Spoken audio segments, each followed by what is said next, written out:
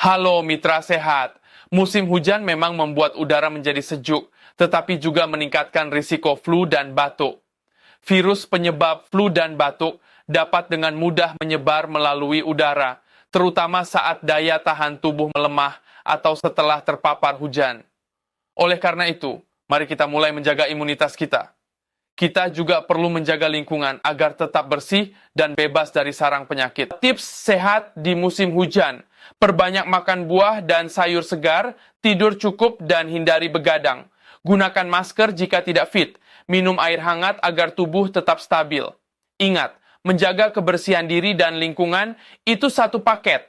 Dengan imun yang kuat dan lingkungan bersih, kita bisa terhindar dari flu, batuk, dan berbagai penyakit di musim penghujan. Musim hujan bukan alasan untuk sakit. Yuk waspada flu dan batuk dengan menjaga kebersihan dan daya tahan tubuhmu.